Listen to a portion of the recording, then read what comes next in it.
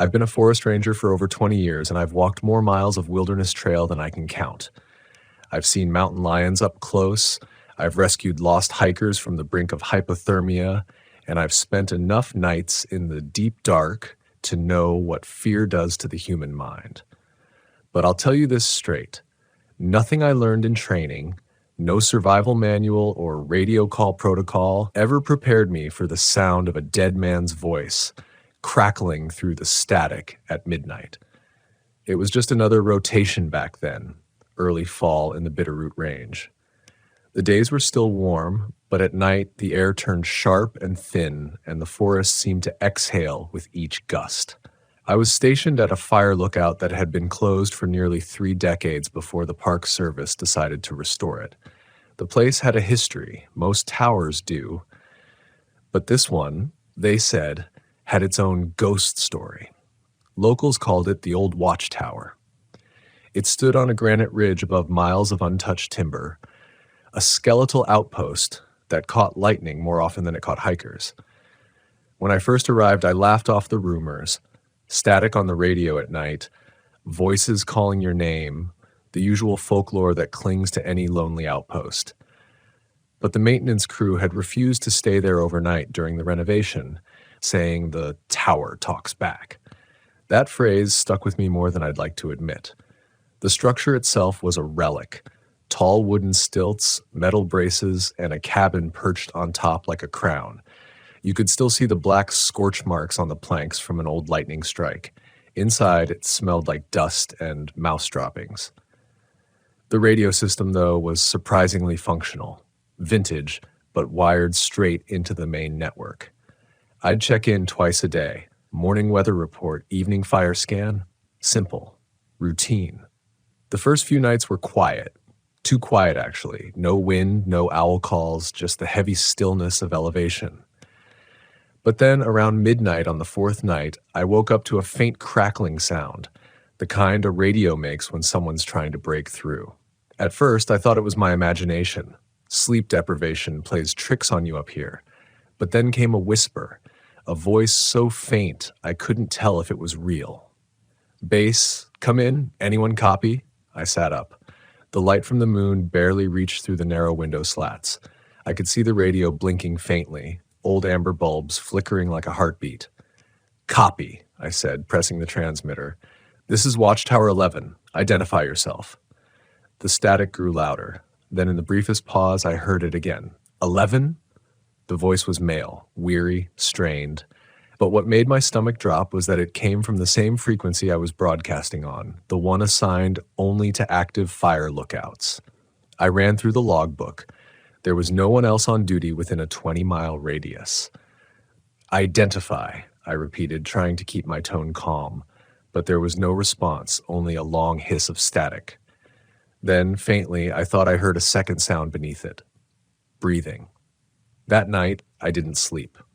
In the morning, I reported the interference to Base Command. They brushed it off. Old wiring, cross-frequency bleed, they said. Happens all the time. But I knew what I heard. There was intent in that voice. By the 5th night, I started noticing other things. The tower creaked at odd intervals, not from wind or temperature shifts, but as if something heavy was moving along the outer steps. I'd shine my flashlight through the cracks in the floorboards, but there was never anything there. Once, I caught what looked like handprints on the inside of the glass, large, uneven, as though someone had pressed against the window from the outside. That's when I started reading through the old tower logs, the ones stored in a rusted metal cabinet near the desk. Most entries were mundane: weather, fire risk, supply runs. But one log, dated August 12th, 1983, had been circled in red grease pencil. It read, "Signal received at 0003 hours. Male voice repeating call sign 11. Response attempted. No record of operator by that name. Voice continued transmission until dawn. No signature. No follow-up. Just that one entry, like someone didn't want to write more. When I read that, the air inside the tower felt heavier, like the walls were closing in. That night I made coffee and stayed up past midnight, waiting. I wanted to believe it was some echo, a skipped signal bouncing through old copper wiring. But as the clock hit 12, the same static rose again, faint, rhythmic, like a breath pulling through water. Then came the voice. 11. Report. My throat went dry. I didn't press the mic this time. I just listened. Fire on the ridge, it said. Send. Help. Then silence. Then, impossibly, I heard my own voice answer back through the speaker. Copy. This is Watchtower 11. I froze. I hadn't touched the radio. My hand was still hovering inches from the mic. And yet, the voice continued, repeating my exact words, tone and all. Copy. This is Watchtower 11. Then, beneath it, laughter. Not cruel, but exhausted. I shut off the radio. That should have been the end of it, but when I stepped outside to get some air, I saw a faint orange glow across the valley. A fire line. It shouldn't have been possible. There'd been rain for 3 days straight. But I saw it, plain as day. I radioed it in the next morning, coordinates and all. The aerial crew checked the site. Nothing. Not even a scorch mark. After that, I started questioning myself.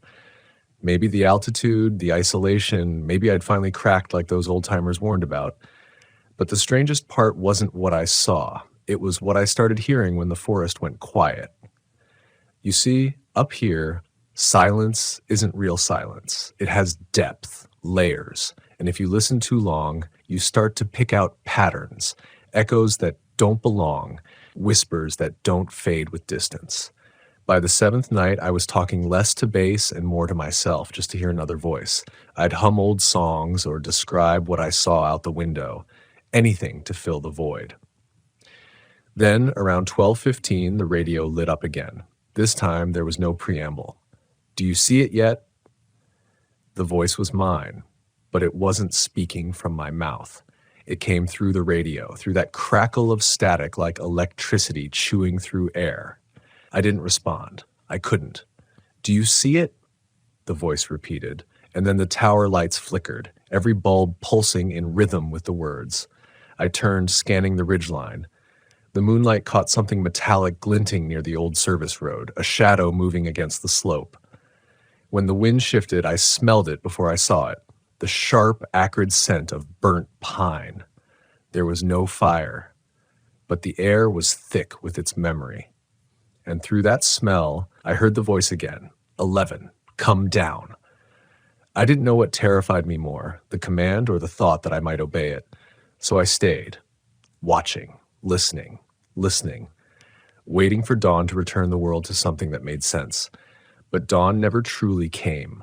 The sky lightened, yes, but the forest below remained shrouded in fog, and somewhere deep in that gray mist, a voice still called my number.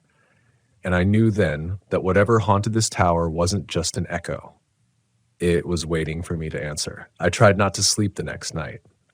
I brewed the last of my coffee, chewed on jerky just to stay awake, and told myself that if I could just make it to sunrise without hearing that voice, I'd hike down the ridge and request reassignment. But sometime after 2, fatigue got the better of me. My eyes drifted shut for what must have been only a minute. Then a sharp knock jolted me awake.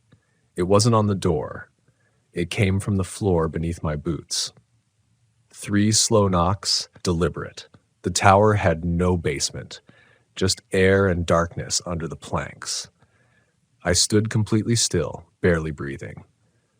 The radio hissed behind me, its bulb glowing dim red.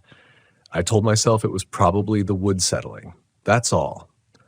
But then I heard it again, faster this time, like someone tapping with the side of a fist. I stepped back from the sound, flashlight shaking in my hand. When I crouched down and aimed the beam through the narrow crack between the boards, something moved, just a flicker, a pale flash of what looked like fingers withdrawing into the shadows below. I stumbled backward, nearly toppling over my cot. The tower groaned, every nail and bolt creaking like they were being twisted in their sockets. The air went cold, sharp enough to sting my lungs. And then, through the radio, came a whisper so faint I almost missed it. Don't look down. It was my voice again. Calm, steady, like an instruction I'd given hundreds of times before. That was the first time I ran. I tore open the hatch, descended the iron steps 2 at a time, the metal freezing against my palms. When my boots hit the dirt, I didn't stop. I sprinted toward the tree line, lungs burning, heart hammering. But when I looked up, the tower was still lit from within, my light still glowing up there, and I could see a figure moving inside, not pacing, standing exactly where I had been moments before. It turned its head toward the window and smiled. I didn't go back until morning. When I did, the door was still locked from the inside. Nothing was disturbed. My flashlight sat where I'd left it. Only one thing had changed. The radio logbook was open to a blank page, and written in my handwriting were 3 words, "You look down." I can't explain how it happened. I've gone over every possibility, every rational angle. Maybe I wrote it half asleep. Maybe I imagined the movement, the voice, all of it. But the handwriting was exact, even the pressure marks. And the ink? It hadn't bled or dried unevenly. It was fresh. After that, I stopped trusting the daylight. The forest looked different somehow. Every trunk seemed to lean inward. Every shadow lingered longer than it should. I started hearing things during the day, too. Snatches of words woven into the wind. The sound of footsteps pacing around the base of the tower when no one was there. On the 10th day, I called in for an early pickup. Base said they'd send a chopper the next morning before sunrise. That night, I packed my gear, double-checked the logbooks, and sat by the window waiting for dawn. It was strangely quiet, the kind of silence that feels like it's listening. Around midnight, I made the mistake of turning the radio back on, just once more, to hear another human voice. Static, then breathing, then Watchtower 11, fire spreading west. It was the same voice, that tired, low rasp. And then, layered beneath it, dozens of others, muffled, whispering as if trapped inside the frequency itself. I could make out fragments. My name, a plea for help. The sound of rain hitting tin, though the night was clear. I froze. Every instinct told me to cut the power, to end it right there. But I didn't. Because behind all that noise, I heard something new, something I hadn't before. A rhythm. It was Morse code. My grandfather taught me enough to recognize it. I grabbed the notepad and began writing down the long and short bursts as they came through. When it stopped, I checked my scribbles. It didn't make sense at first. Then I spaced the letters and read it again. Under tower. That was when the smell returned. The burnt pine, stronger than before, like smoke seeping through the cracks. The air in the room rippled with heat, though the temperature gauge read 45 degrees. I stepped outside and pointed my light down through the boards, expecting to see only rock and weeds. But the ground was black, charred, and through that scorched soil I saw something metallic glinting faintly. The radio behind me crackled again, one last time before going silent. Then came the sound, the one that still crawls through my memory every night since. It was a scream, muffled, distant, but human. And it wasn't coming from the forest, it was coming from below the tower. By dawn, the helicopter arrived. The pilot said he couldn't land near the ridge. It was still smoldering from a localized fire. Only there hadn't been any fire reported. They picked me up from the service road instead. I didn't look back, not until the tower was just a speck in the distance. Even then, I could swear I saw someone standing inside, looking out through the window. When I got back to headquarters, the logs from Watchtower 11 were gone from the system. Every digital copy, every paper trail, deleted. They said I must have logged into the wrong frequency, that I'd confused tower numbers, misheard transmissions. But I know what I heard. I know the smell of burnt pine. I know my own voice.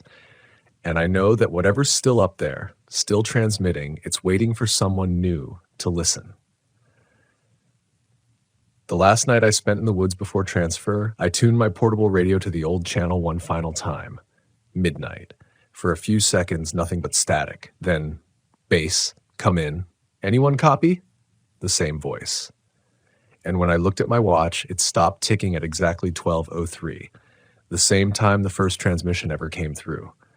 The forest outside was perfectly still, but in that stillness I heard faint knocking again. 3 slow taps, echoing up through the earth. I turned off the radio and whispered into the dark, "You're not alone anymore." And somewhere, deep in the range, I swear I heard someone whisper it back. For weeks after I left that mountain, I told myself it was all stress, that isolation had worn my mind thin enough to start hearing things that weren't there. That's what everyone around me believed anyway. The supervisor even wrote it into the report. Subject exhibited symptoms of acute sensory fatigue, resulting in auditory hallucinations. They benched me for a month, kept me on desk duty. I thought the silence of the office would calm me down, but it made things worse. You can't unhear something like that. Every radio check, every transmission that came through the main dispatch, I'd catch myself pausing, listening for that voice, the one that didn't belong to anyone still alive. Then one afternoon, a ranger from another district, I'll call him Marlon, stopped by my desk. He was older, gray-bearded, eyes like river stone. He dropped a sealed envelope in front of me without saying a word. Inside was a black and white photograph. It showed a tower, my tower, standing on that same granite ridge. But in the picture, the cabin was burned to its frame, just blackened ribs and a collapsed roof. The caption on the back was handwritten, "Watchtower 11 fire, August 1983, 1 casualty." I flipped it over, heart thudding. What's this supposed to mean? Marlon just stared at me. They rebuilt that tower 10 years later, he said, but they never cleared the ground first. Why? Didn't want the funding delayed. I frowned. You're saying they built on top of it? He nodded once. You ever notice how the boards don't creak right? How it always smells like it just rained, even when it hasn't? I didn't answer. Marlon sighed, rubbed his jaw, and leaned closer. The man who died there, his name was Collar, junior ranger, got caught in a lightning fire. He called for help for 6 hours before the line went dead. Only one tower picked up the transmission, and by the time the chopper reached him, the place was ash. He lowered his voice. Guess what tower he was trying to reach? I didn't have to guess. That night, I went home and couldn't stop thinking about that picture. The burn marks on the stilts, the smell of smoke that seemed to follow me long after I'd left. I pulled out the logbook I'd taken from the site, the one that had the phrase, "You looked down," written inside. I flipped back through it, page by page. Near the back, the ink started to fade, not from age, but as if it had been erased by heat. And then, pressed into the paper so lightly I almost missed it, were indentations of more words. I shaded over them with pencil, the way you do with an old engraving. When the letters appeared, my stomach turned cold. Still under tower. Still waiting. I dropped the pencil. For a moment, I thought I heard the faintest hum of static, even though the radio was turned off. A week later, I drove back to the district office and asked for the coordinates of Watchtower 11. The supervisor didn't even look up from his screen. "That tower's been decommissioned," he said. "We're removing it this winter." I asked why. He said, "Interference. Something keeps tripping the main frequency at midnight. No one can figure out how." I didn't tell him what I knew. I should have left it there. Let the ghosts rest, as they say. But curiosity's a dangerous thing in this job. It's what drives you into the woods in the first place, and sometimes it's what gets you lost. So 2 nights later, I drove back up the service road myself. I told no one. The truck headlights barely cut through the fog, and by the time I reached the base of the ridge, I could feel the cold coming off the rocks like breath. The tower loomed above me, still intact but dark. The steps were slick with moss. Every creak of wood sounded too human, like joints bending. I climbed anyway. Halfway up, the smell hit me again, that same burnt resin, thick and metallic. When I reached the hatch, I noticed something I hadn't before, scorch marks on the inside of the door frame. They were fresh. Inside, the air was colder than it had any right to be. My old gear was gone, replaced with dust and spider webs. The radio still sat in the corner, unplugged from power, its cord coiled like a dead snake. But the bulb above it glowed faintly red. I reached for it and froze. The speaker was already whispering. 11. It was the same voice. But this time it said something new. Why did you come back? The words scraped like gravel, low and wet.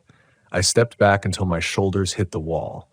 The floor trembled slightly beneath my boots, a hollow vibration like something shifting deep in the ground below.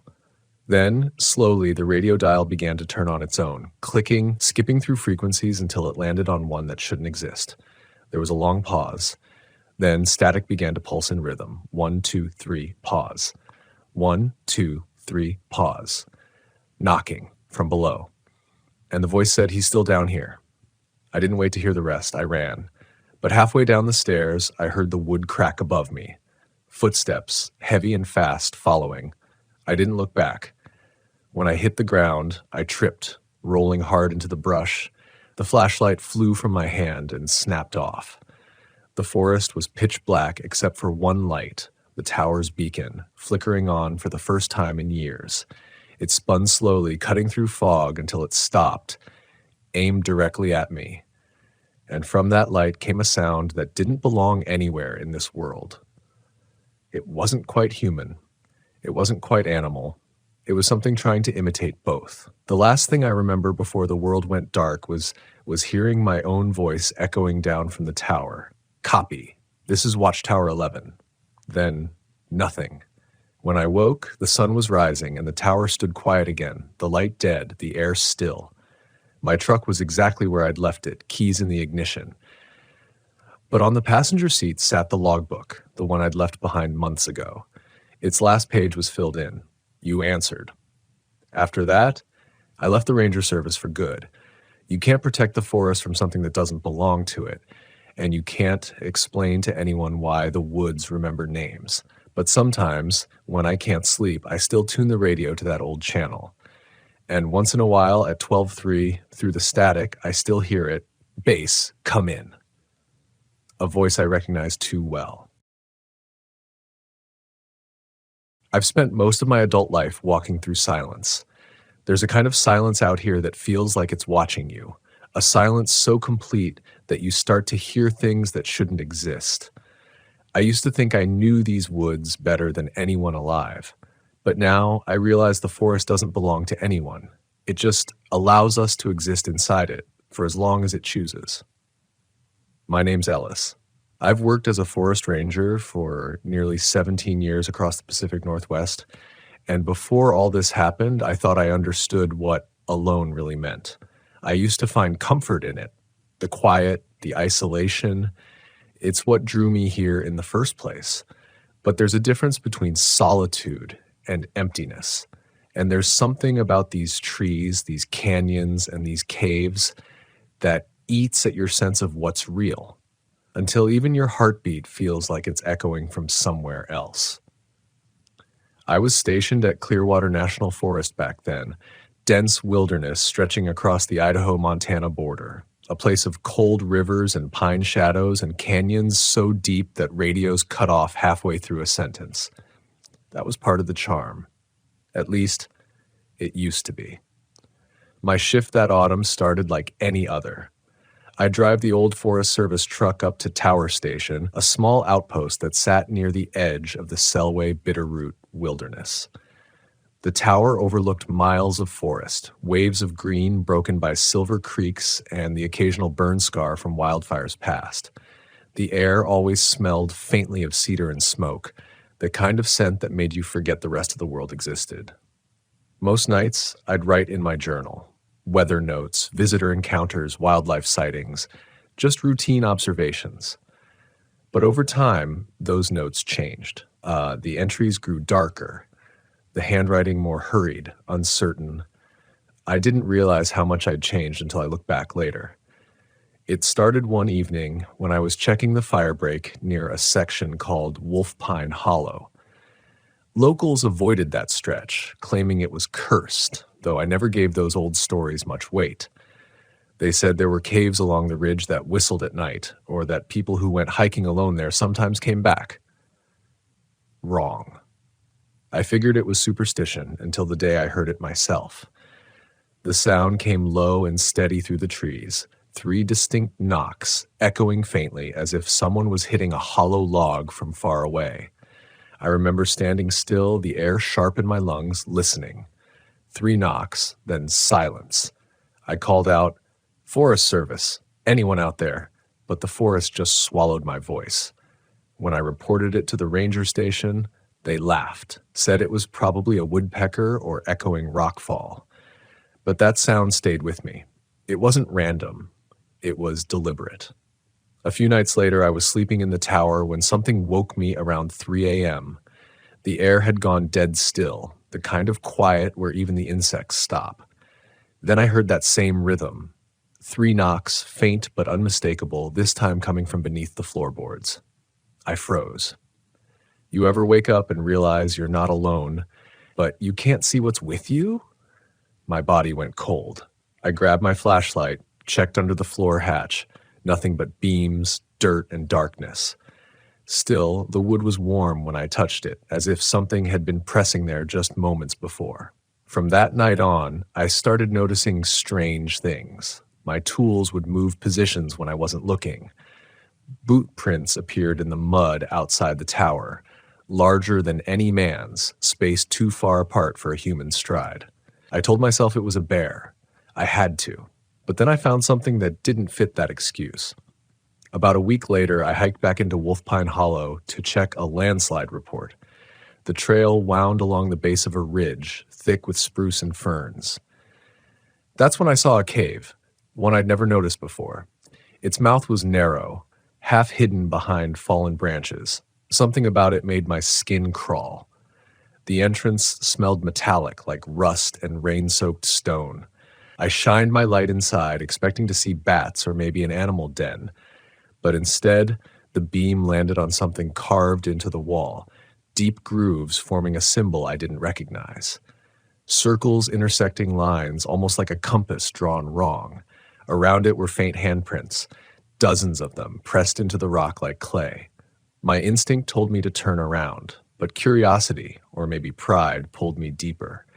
The air grew colder, heavier. The light from my flashlight began to dim, not flicker, just fade, like the darkness itself was swallowing it, and then from deeper inside I heard breathing, slow, ragged, human breathing. I stood frozen in that narrow space, unable to tell if it was coming from ahead of me or behind. My chest tightened as the breathing grew louder, closer. I called out. No answer. Just that wet animal sound and then the faintest shuffle of movement. That was enough. I backed out fast, tripping over my own boots, scraping my shoulder on the rock as I stumbled into the daylight. The second I broke out of that cave, the sound stopped completely. The forest outside looked wrong. The colors felt off, the shadows too sharp. When I got back to the station, I checked the logs. That cave wasn't on any map.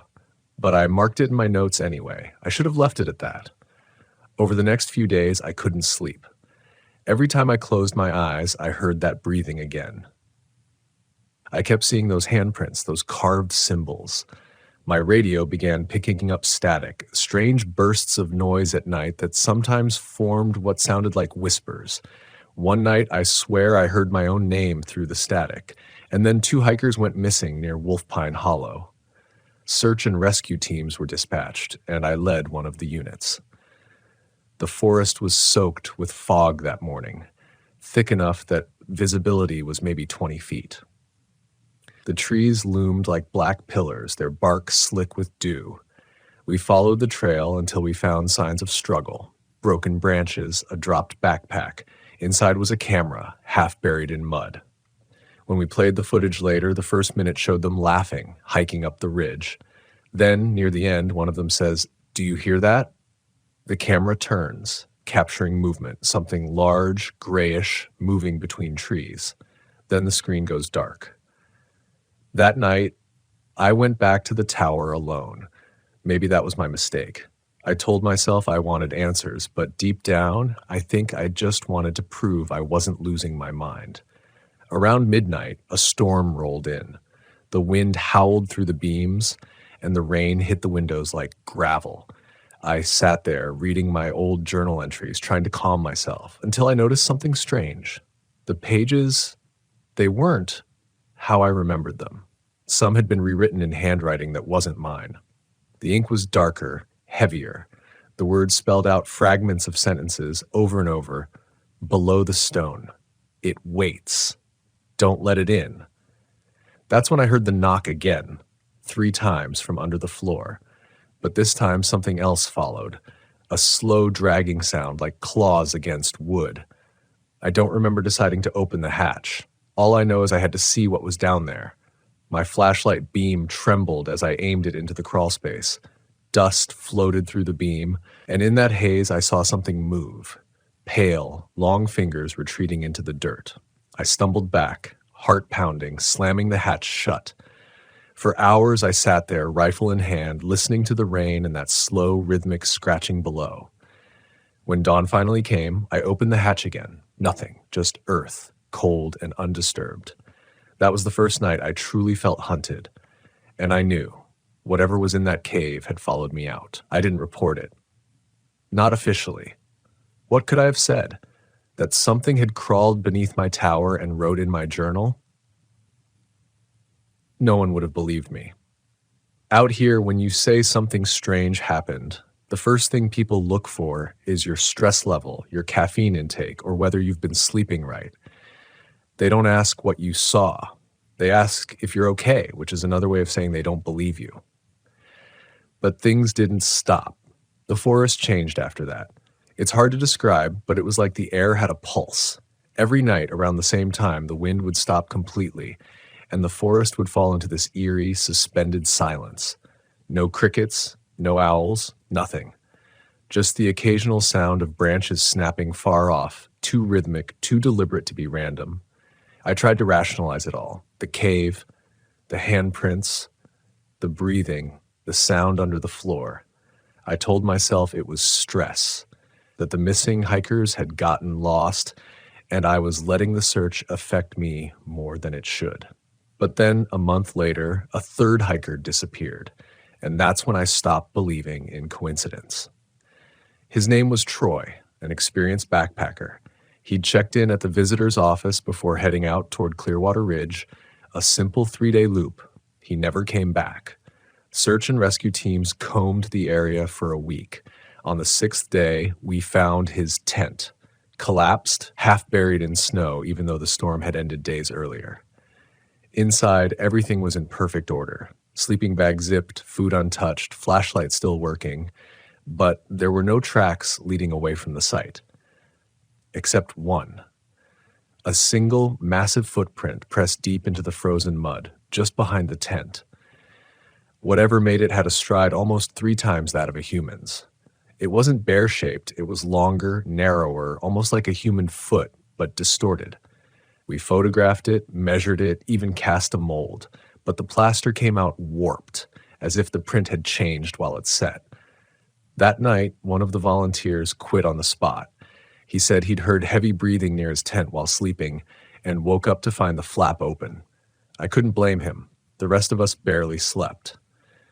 2 days later, I found something that still haunts me, a scrap of paper caught between 2 stones near a creek bed, soaked and torn. It was from a journal. The writing matched the same ink, the same pattern as the entries that had appeared in mine. It's watching from the ridge. It knows I can hear it. Below the stone, it waits. I stared at that note for a long time, the stream gurgling beside me like it was trying to drown out the words. Then I realized the stones I'd pulled it from formed a narrow entrance, half concealed by moss. A cave. Not the same one I'd found before. This one was smaller, almost like an animal burrow. The air around it felt heavy, dense with that same metallic scent. I should have walked away. I knew that. But part of me was convinced that if I could just see what was inside, I'd understand what was happening, and maybe I could stop it. So I crouched down and aimed my flashlight into the opening. The beam caught the slick edges of rock, the glint of moisture, and something else. A pile of bones.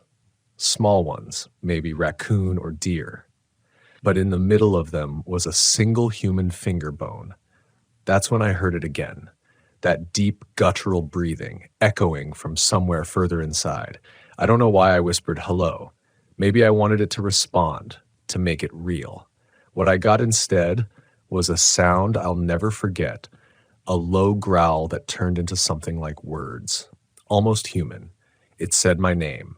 I stumbled backward, the flashlight flickering wildly, and fell onto the wet ground. The breathing followed me to the entrance, slow, steady, as if it were waiting for me to return. But when I looked back, I saw nothing except the dark, yawning mouth of the cave. After that, everything began to unravel. I'd wake up with dirt on my boots and no memory of walking outside. My radio would crackle with distant voices calling my name. I started hearing whispers in the wind, sometimes coming from the trees themselves. Once, I found a set of footprints leading straight to my tower door and none leading away. I told my supervisor I needed time off. He agreed, though I could tell he thought I was burned out. Before I left, I turned in my journal. The real one, not the strange version with the new handwriting. I figured I'd keep the other hidden. Maybe it was evidence of something I didn't yet understand. But the next morning, before leaving, I went to grab it, and it was gone. The drawer I'd locked it in was open, the pages scattered, all except one, which was pinned to the inside of my cabin door with a knife. It read, "You looked beneath the stone. Now it looks through you." I left that same day. For months, I tried to forget it. I moved assignments, took a position in a quieter district farther south, near the Salmon River. The landscape there was wide and bright, no caves, no endless canopy pressing down. It felt safer, cleaner. But fear has a way of following you. One night, while patrolling a trail near dusk, I found myself staring at a rock outcropping that looked strangely familiar. A narrow crack between two boulders, just wide enough for a person to crawl through. I froze where I stood. The smell of rust hit me again. That's when I realized I wasn't smelling rust. I was smelling blood. A cold shiver ran through me. I backed away, step by step, my boots crunching softly on the gravel. But then I heard it. 3 slow knocks, coming from inside the stone. I turned and ran. I didn't stop until I reached the ranger truck, lungs burning, every nerve screaming. I sat there for nearly an hour, gripping the wheel, trying to convince myself I'd imagined it, that maybe it was a woodpecker again, or the wind, or my own memory playing tricks. But when I finally looked in the rearview mirror, I saw it, standing in the tree line, tall, gray, barely human. Its eyes glowed faintly, not bright, just reflecting the light like an animal's, but it was still, completely motionless, watching me. And then, just before I turned the ignition, it raised one massive hand and tapped the tree beside it. Once, twice, 3 times. I drove until dawn. Didn't even realize how fast I was going until the truck hit 70 on those winding forest roads. The engine roared against the silence, and still, I swore I could hear that knocking, faint and hollow, buried beneath the sound of the tires. Every curve of the headlights felt like another chance for something to step out in front of me. When I finally pulled into the ranger station, my hands were trembling so badly I could barely shut off the ignition. I sat there, sweat cooling on my skin, trying to steady my breathing. The world was too quiet again. No wind, no birds, just the soft tick of the engine cooling down. I tried to tell myself it wasn't real, that what I saw was just a shadow, that the sound was a coincidence.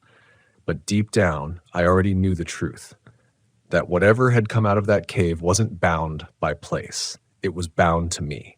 I filed my reports like normal, wrote about trail conditions, visitor counts, minor incidents, but every word felt hollow.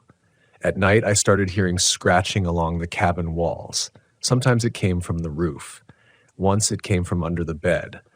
I moved out of ranger housing a week later and started sleeping in my truck. I told my supervisor it was because of the mice. Then one morning, I got a radio call from a volunteer crew working near Bitter Creek. They'd found something, or someone. I was the closest unit, so I drove out. The trail wound through a burned section of forest, blackened trees standing like spears against the sky. When I arrived, the volunteers were pale and shaken. They led me to a clearing near the creek where I saw it. A pile of stones stacked deliberately in a rough, human-sized mound. The smell hit me first. Rot, earth, and something sharp like iron. We pulled the stones apart carefully, one by one. Beneath them was what looked like the remains of a deer, except its skull had been turned backward. Around it were small wooden figures, carved crudely, bound together with strips of bark. And there, lying flat against the earth, was a scrap of familiar paper. Torn, water-stained. It read, "It wears what it kills." One of the volunteers swore he heard movement in the trees. We searched the perimeter, found nothing. But I knew better.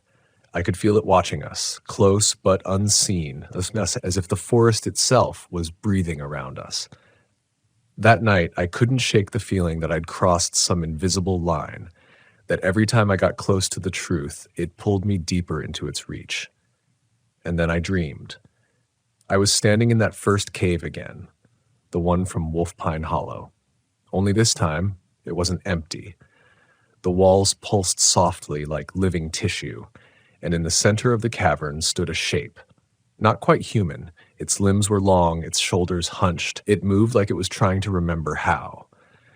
When it turned, I saw my own face staring back at me, pale, expressionless, with eyes that didn't blink. It smiled, and the sound that came out wasn't a voice, but that same low rhythm of 3 hollow knocks. I woke up, gasping, heart pounding, my hands covered in dirt. I'd been digging into the ground beside my truck in my sleep. After that, I stopped dreaming altogether. Or maybe I just stopped sleeping. Days blurred. Nights stretched too long. I'd catch glimpses of movement in my periphery, something tall slipping behind a tree or a shadow that didn't match my own. Sometimes I'd smell that metallic tang again, only to find a single wet footprint on the floorboards. The final straw came in late November. A snowstorm had hit the region, and a group of hunters went missing north of Bitter Creek. I was sent out again to assist. We found their camp quickly, untouched, eerily similar to Troy's tent. But as the wind cut through the trees, I saw something half buried near the fire pit. A camera frozen to the ground. I chipped it free, took it back to the station. The footage inside was damaged, flickering with static. But what was there, I'll never forget. It showed the hunters sitting around their fire, laughing. Then one of them looks up suddenly, eyes wide. He whispers something, and the camera pans toward the tree line. The image jerks as if he's adjusting focus, and there, for a single frame, is something massive standing between the pines. Gray, broad, motionless, watching. Then the audio cuts in, a faint, slow knocking, 3 times, and the last frame, right before the footage ends, shows one of the men turning toward the camera. His expression is blank, like he's listening to something. Behind him, the trees bend slightly, as if something enormous is moving just out of sight. After that, I stopped trying to explain anything. I started marking every spot where I'd heard the knocks, where people had disappeared, where strange carvings were found. The pattern that formed was impossible, each point connected in a spiral, converging toward Wolfpine Hollow, the cave. And when I realized that, something in me broke, because I knew what I had to do. I packed my gear, loaded the truck, and drove back to Clearwater one last time. The road was nearly impassable from early snow, but I kept going. I told myself I was just going to seal the cave, close it off, make it someone else's problem. But deep down, I knew I was going back because it was calling me. When I reached the ridge, the world felt different. The forest was quiet again. No sound, no wind, no birds. Even the snow seemed to fall without noise. The cave entrance was waiting, half covered by frost and moss. The symbol on the wall had changed. The lines had deepened, sharper, almost glowing faintly in the dark. The air that poured from inside wasn't cold anymore. It was warm, like the breath of some living thing. I should have turned back. God knows I should have. But instead, I stepped inside. The passage seemed deeper than before, twisting downward, walls slick with moisture. My flashlight flickered, the beam cutting through thick air, and then I saw them. The handprints. dozens of them, but now they were fresh, wet. And at the very end of the tunnel, something waited, crouched, tall, bones shifting beneath pale skin. Its eyes caught the light and shimmered like water. When it moved, I heard the sound of cracking joints, and that same rhythmic knocking echoed through the cave walls, not from one direction, but from everywhere. 3 knocks, then a pause. Then a voice, my own, whispered, "Below the stone." The flashlight went out. I don't remember dropping the flashlight, but I heard it hit the ground, plastic shattering against stone, and then the beam went out completely. For a moment, I was trapped in pure blackness. My own breathing sounded too loud, too alive. I could hear something moving just ahead of me, scraping against the rock, slow and patient, like it didn't need to hurry because it already had me. Instinct took over. I turned and started crawling back the way I came. My palms slipped on the wet rock, the air growing thick and hot behind me. Every few seconds, there'd be that sound again.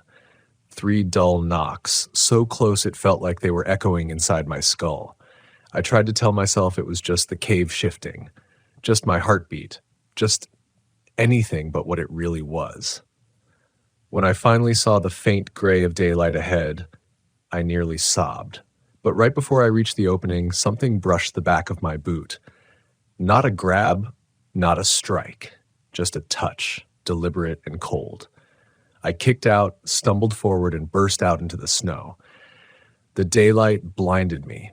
I fell to my knees, gasping, clawing at the ground to be sure it was real. Behind me, the cave was silent. The air around it didn't move.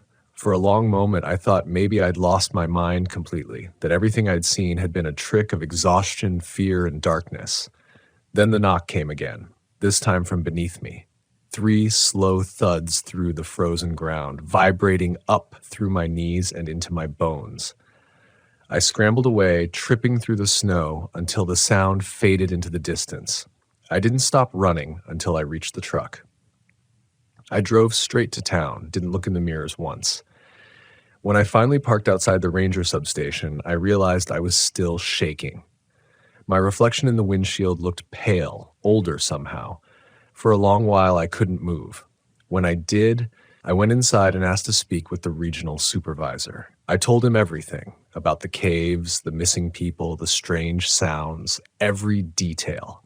He sat there quietly, his hands folded on the desk.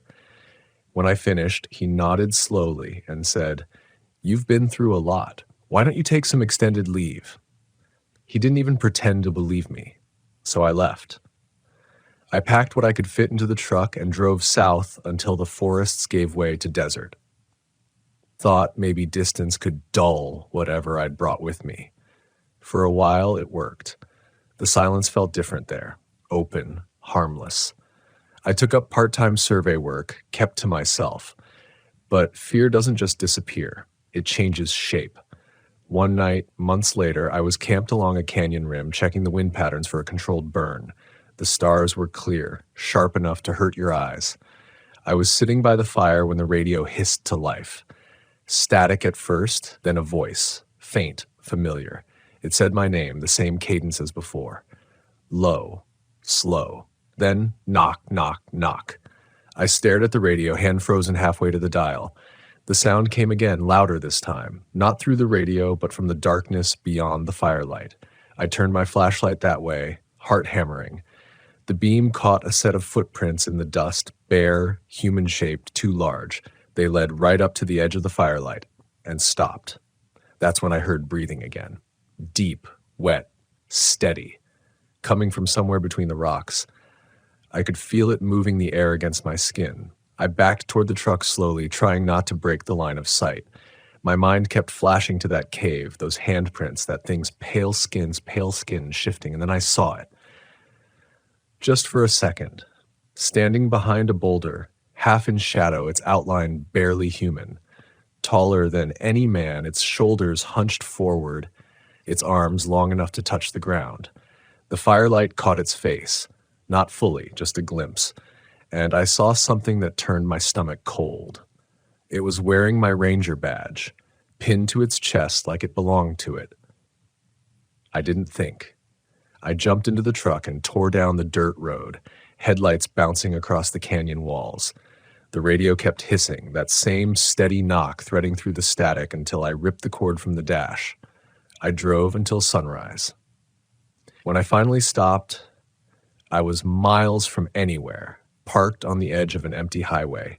I sat there until my heartbeat slowed, staring at the badge that used to sit on my chest pocket, gone. That was 3 years ago. Since then, I've moved half a dozen times. New jobs, new forests, always temporary. I don't stay anywhere long enough to know the trees, to know the silence. Every so often, I wake up to the smell of rust and pine, or the sound of something tapping faintly against the walls. 3 knocks. Always 3. I don't know what it wants. Sometimes I think it's not a creature at all, but a pattern. Something ancient that echoes through people who get too close. Maybe it's what the caves are built around, not the other way. The part that scares me most isn't what I saw, though. It's what I keep feeling, deep down. Like the longer I live with this, the more I understand it. Like the rhythm of those knocks isn't random. It's a heartbeat. And lately, when I walk alone through the woods, I swear I can hear that heartbeat syncing with mine. Maybe that's what it means when they say it looks through you. Maybe that's how it spreads. I've started keeping a journal again, not for anyone else to read, just for me. I don't know why I keep writing. Habit, maybe. Or maybe it's something else. Because lately, when I open the book, I find pages written in handwriting that isn't mine. They're short, repetitive, the same phrase over and over, the forest remembers. I used to think the worst thing that could happen out here was getting lost. But the truth is, you never really get lost in these woods. Not the way people think. You just get found by something older, something patient, and it doesn't want you gone. It wants you to keep walking, to listen, because once you've heard it, once you've felt the ground knock back, you're part of the story. It's still telling, and the forest never forgets. I left the Forest Service a year after that last incident, but I never really left the woods. Not in the way people mean when they say they've moved on. I still take the back roads, still find myself staring at tree lines longer than I should, still feel the weight of unseen eyes whenever the world gets too quiet. I tell myself it's habit, the instincts of a ranger who spent too long listening for trouble. But I know it's more than that. The truth is, the forest changed me. It carved something into me that I can't erase. There are nights when I lie awake and listen to the hum of the world, and for a moment I almost miss it, that deep breathing silence between the trees, the kind that presses in and makes you aware of every heartbeat. Because before the fear, before the madness, there was beauty there, a peace I've never found anywhere else. I think that's what makes it so dangerous. The woods don't scare you at first. They comfort you. They wrap you in their quiet until you start to believe you belong to them, that you can read their language, understand their rhythm. But you can't. Not really. You can only borrow time there. The locals in Clearwater still talk about Wolf Pine Hollow. I read an article a few months back, another disappearance. A young couple from Boise. Their car was found at the trailhead, keys in the ignition, doors locked. The article said they probably got lost in bad weather. But I saw the photo that came with it, one of the search and rescue volunteers standing near the cave entrance. And there behind him, carved faintly into the rock, was the same symbol. Fainter, older maybe, but the same. It wasn't supposed to still be there. I'd filled that entrance with stone before I left. I remember the weight of the rocks, the way they scraped my palms raw. I remember the silence after and how I'd whispered, "Stay buried." But maybe you can't bury something that isn't alive in the first place. Sometimes I think about going back, not to investigate, not to fight it, but to see it again. There's a part of me that feels drawn to it, the way a wound draws your eye even after it's healed. Maybe it's because that's where everything I was ended. My certainty, my reason, my belief in the simple order of the world. Maybe that's where I became part of the forest. I still have that cast of the footprint, the one from Troy's camp. I keep it wrapped in a canvas bag in the back of my closet. Every time I move, I tell myself I'll throw it away, but I never do. Because when I hold it under the light, I can see the edges shifting, not literally moving, just seeming to, like it's trying to decide what shape to take. Once, after a long night when I couldn't sleep, I took it out and pressed my hand against it. The plaster was cold at first, then warm. I could feel a faint pulse. I dropped it and didn't sleep again for 2 days. There's no explaining something like that to people. You start to sound like a ghost telling stories about the living. And maybe that's what I am now. Someone caught between what the world believes and what the forest remembers. If there's one thing I've learned from all this, it's that the real danger in the wild isn't the thing waiting in the dark. It's the part of yourself that listens, the part that wants to understand, that keeps walking when every instinct tells you to stop. That curiosity, that need to see what's behind the next bend, inside the next cave, beyond the next silence, that's what the forest feeds on. It doesn't take you all at once. It whispers first. It learns the rhythm of your breath, the weight of your steps. It finds the cracks in your certainty and presses there until the sound of your own thoughts becomes something you can't trust. That's how it begins. That's how it spreads. Sometimes when I drive past a stand of pine or hear a branch snap just right, I feel it stir like a memory waking up. The same rhythm, slow and deliberate, beating beneath the earth. 3 knocks. It's almost tender now, like it doesn't need to scare me anymore, like it knows I understand. And maybe I do. Because when I think back to that cave, to that thing with my face, I realize it wasn't trying to hunt me. It was showing me something. Something about what happens when you spend too long alone with silence. When you listen too deeply to the dark. You start to see yourself in it. You start to hear your own mind echo back in ways that don't belong to you anymore. Maybe that's all the forest is, a mirror that goes on forever. If that's true, then maybe what I met out there wasn't a creed at all. Maybe it was the part of myself I tried to bury. The fear, the grief, the guilt for every person I couldn't bring back. Maybe that's why it knew my name, why it wore my badge. Or maybe I'm still trying to make sense of something that was never meant to be understood. Either way, the story's not finished. I can feel that. The forest doesn't forget its witnesses. When I lie awake at night, there's a sound that comes just before sleep, faint, rhythmic, like knuckles against a hollow door. I've stopped fearing it. I've stopped answering it. But it's always there, patient and steady, as if it's waiting for me to remember what it said last. Below the stone, it waits. Don't let it in.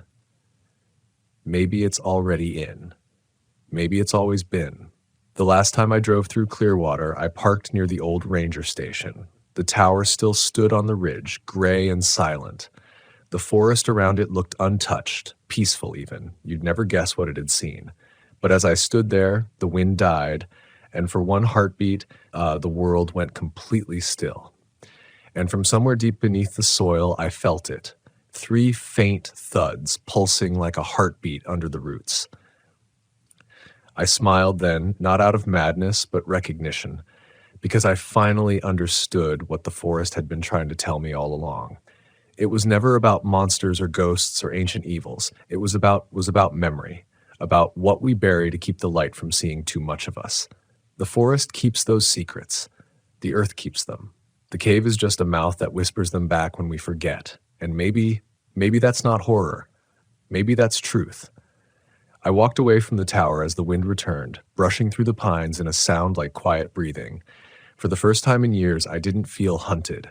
I just felt seen. And somewhere behind me, faint as a heartbeat in the soil, the knocking came one last time. 1, 2, 3. Then silence. Not the kind that watches, the kind that forgives. Because some stories aren't meant to be believed. They're meant to be remembered. And the forest, it always remembers. The first sound I ever learned to listen for in the forest was silence. People think the woods are quiet, but that's never true. Trees creak like old bones, birds call to each other in endless loops, and the wind scrapes its way through branches like a saw against bark. Even at night, the sound never truly stops. There's the hiss of the leaves, the snap of a twig, the low groan of something unseen. But when all of that ceases, when the forest turns utterly, perfectly still, you know something's wrong. That's when the woods start watching you back. My name doesn't matter, and maybe that's because in the grand design of these mountains, none of us really do. But I've spent the better part of 15 years as a park ranger in the Northern Rockies, alone, mostly, on night patrols when everyone else goes home to their families. My station is a wooden cabin set at the edge of a ridge, a thin barrier between civilization and the raw, breathing wilderness. I used to love it here, used to think the trees kept secrets worth guarding, but now I can't hear the wind anymore without wondering if it's whispering my name. It started a few winters ago, late one evening when the snow fell heavier than it had in years. I was on a late patrol, just routine, checking trail markers, logging animal movement. The forest was cloaked in moonlight, the snow reflecting enough glow to make everything shimmer like silver glass. It was so quiet that I could hear the blood moving in my ears. My breath fogged in front of me as I followed a narrow track down toward the creek. That's when I heard it. 3 sharp knocks.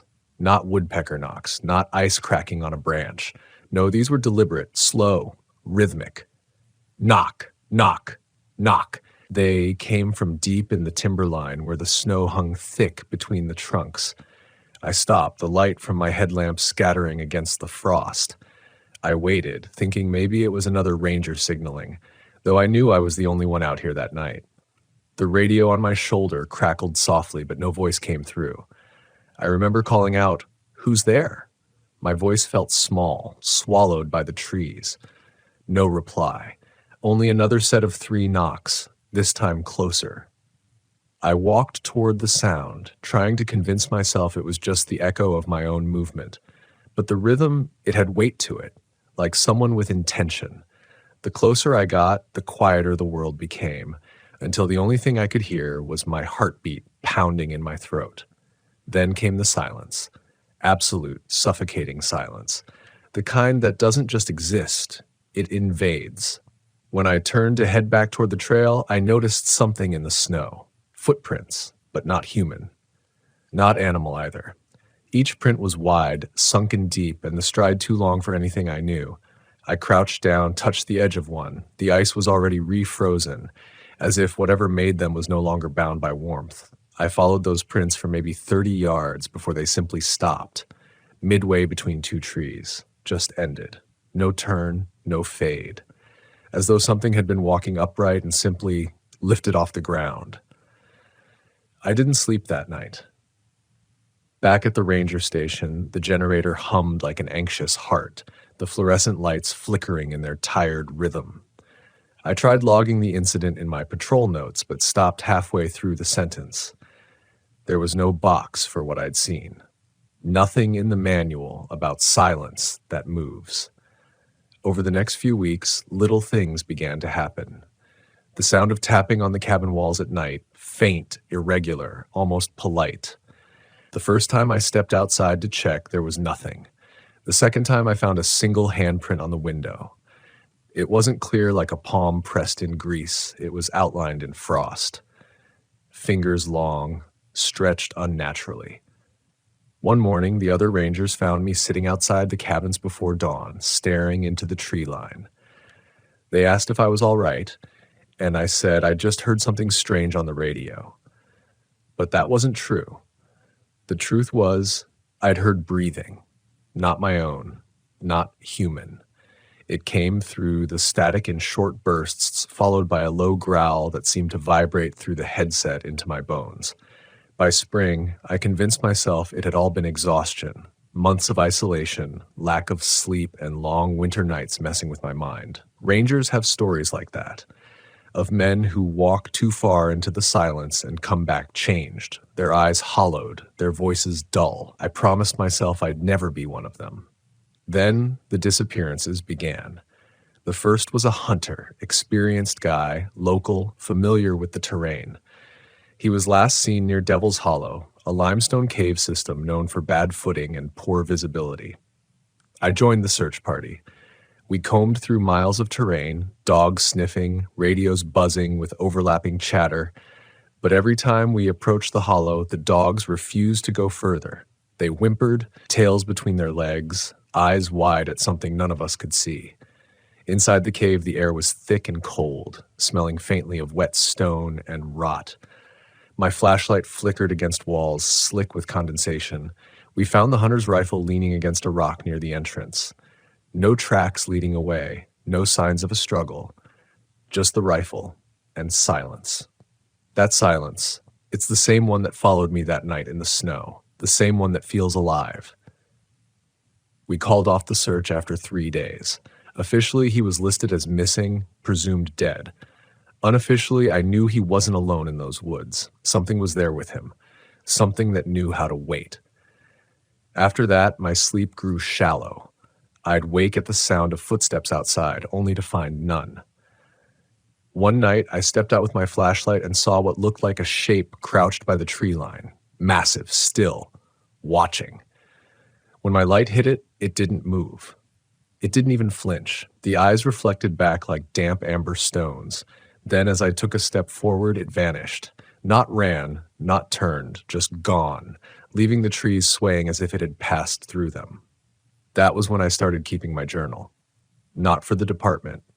For me. Every night I wrote what I heard, what I felt, the strange changes in the woods. Patterns, footsteps at certain hours, the sound of wood knocking whenever the temperature dropped below freezing. Once, I heard what I swear was whispering, low, guttural, repeating a single word I couldn't understand.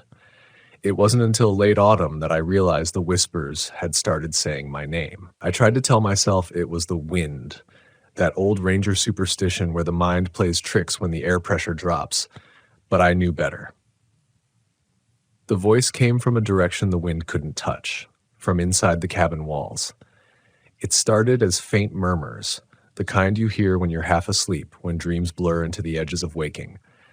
But then I began hearing it while I was wide awake, at the desk, while writing reports, while heating water for coffee. Always the same voice, low and deliberate, stretched like something learning the shape of human speech. Sometimes it called my name softly. Other times it dragged it out, as though savoring the weight of each syllable. I stopped using the radio unless I had to. Too many times I'd switch frequencies and hear static that didn't belong, static that seemed to whisper. It didn't matter if the radio was on or off, the sound was there, woven through everything. Even the trees seemed to echo it when the wind blew in the right direction. I thought about transferring out, but I'd been stationed here too long. The department was short-staffed, and besides, I wasn't ready to admit I was afraid. Fear is poison for a ranger. It clouds your instincts, turns you inward. You start second-guessing the tracks you follow, the distance you think you can hike, the distance between what's real and what's imagined. But I wasn't imagining the silence. One night, late November, I got a call from dispatch. Another hiker missing. Young guy, out photographing the elk migration. His last text to his family said he'd found a strange ridge trail not on the map. The coordinates he sent were less than a mile from the hollow. I drove out in the department truck under a moon so thin it looked carved out of glass. The forest was still awake then. Owls calling, branches knocking together. But as I got closer to that ridge, everything went dead quiet again. I parked the truck and walked the rest of the way. My boots crunched softly in the frost, flashlight beam cutting through the darkness. Halfway up the incline, I found his camera bag. It was torn open, the lens cracked, but the camera itself was still recording, the red light blinking like a heartbeat. When I played it back, my stomach turned cold. The footage showed the hiker talking to himself, filming the ridgeline. Behind him, in the distance, I could see movement, something large crossing between the trees. He didn't notice it at first, but then his voice changed. You could hear it in his breathing, the awareness, that primal realization that you're no longer alone. He turned the camera around, and for a second, I saw it too. Tall, impossibly tall, half hidden behind a tree. Its skin looked gray, stretched tight, the limbs too long for human proportion. But what froze me wasn't its shape. It was the way the forest behind it seemed to bend inward, as if the trees were leaning toward it, bowing almost. The camera jolted as the hiker started running. The last thing the footage captured was his face, eyes wide, mouth open to scream, then static. I closed the camera, packed it up, and turned back toward the truck. But something shifted in the snow behind me. I spun around, flashlight beam darting through the dark. Nothing. Just the same trees, frozen mid-breath. That's when I realized the silence wasn't just soundless, it was wrong. It was dense, heavy, as if every particle of air had stopped moving. I tried to radio in, but the device crackled, emitted a long, low tone, and went dead. Then I saw the footprints, not the hikers, not mine. The same wide, sunken prints I'd seen that winter night years ago. They curved around the clearing, then led off toward the hollow. For a moment I stood there, paralyzed. Every instinct in me screamed to leave, to report back, to let someone else handle it. But that's not what rangers do. We go where others won't. So I followed. The prints led me to a small rise near the mouth of the cave where the snow had been disturbed in wide, circular patterns. In the center of it was the hiker's jacket, folded neatly, almost respectfully. The forest held its breath. I took one step closer, and then the knocking began again, 3 times. Then again, from behind me, and again from somewhere deep within the cave. It was everywhere, echoing off the trees, the rock, the ground. My flashlight flickered wildly, beam stuttering across the snow. Then, silence. I don't remember walking back to the truck. I only remember sitting behind the wheel, shaking so hard the keys rattled against the ignition. The radio flicked back to life for a brief moment, spitting static and fragments of voices. Search chatter, maybe. But underneath it all, I swear I heard breathing again, not heavy or strained, just steady, close. When I got back to the station, I filed the report like I always did. Missing hiker, camera recovered, possible animal involvement. But when I uploaded the footage to the system, the file was blank. No sound, no image, just white noise. That's when I started noticing things moving in the reflection of the window when there shouldn't have been. Shapes that didn't match what was outside. Over time, the others stopped coming out here. Too remote, they said. Too many incidents. Too much cost. Eventually, it was just me, manning a forgotten post in the middle of a forest that didn't want to be watched anymore. The silence had grown thicker by then. You could feel it, pressing against the walls, pressing into your lungs until breathing felt like trespassing. Sometimes, I'd stand on the porch at dawn and feel it watching from the ridgeline, the same presence, the same weight. And then, one night, it spoke again. Not from the radio, not from the walls, from the woods themselves. It said, "It's your turn." At first, I laughed, because what else can you do when the forest talks back? But the laughter died in my throat when I realized the sound had echoed, not out, but inward. That night, I packed my gear. I told myself I'd leave at first light. But as the horizon paled, I looked outside and saw something that stopped me cold. Across the snowfield, near the trees, stood another ranger, same uniform, same build. And when he turned, flashlight in hand, the light hit his face. It was mine. He lifted his radio, spoke into it, and I heard my own voice echo from the device on my desk. Then, just as quickly, he stepped backward into the dark, and the forest swallowed him whole. I didn't leave that morning. I couldn't. Because somewhere in the back of my mind, I realized the truth. The forest doesn't just keep secrets. It collects them. And I had just become one. That morning, the fog never lifted. It just hung low over the trees, soft and heavy, like the forest had exhaled and refused to breathe in again. The ridgeline disappeared beneath it. and the sunlight couldn't break through. I stayed inside the cabin for hours, pretending to work, scribbling down notes I couldn't later read. My handwriting had changed, shaky, uneven, like I was writing underwater.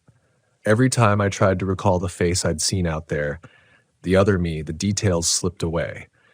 It wasn't that I couldn't picture him. It was that my mind didn't want to. By noon, I forced myself outside. The air smelled strange, like wet copper and pine needles crushed into the soil. I walked to the edge of the ridge, scanning the timber below. Nothing moved. No birds, no rustle of small animals, not even the distant hum of the river.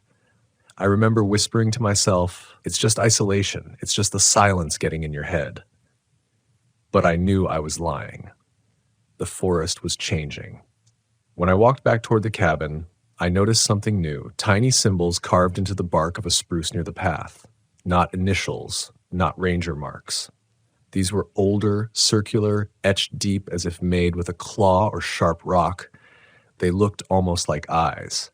I traced one with my glove and felt how smooth it was, like it had been carved long ago and only recently uncovered. That night, I didn't sleep. The tapping came back, slow, deliberate, the same 3 knocks. But this time, it didn't come from outside. It came from under the floorboards. I grabbed my flashlight, knees shaking, and crouched by the boards. The sound stopped the moment I touched the handle.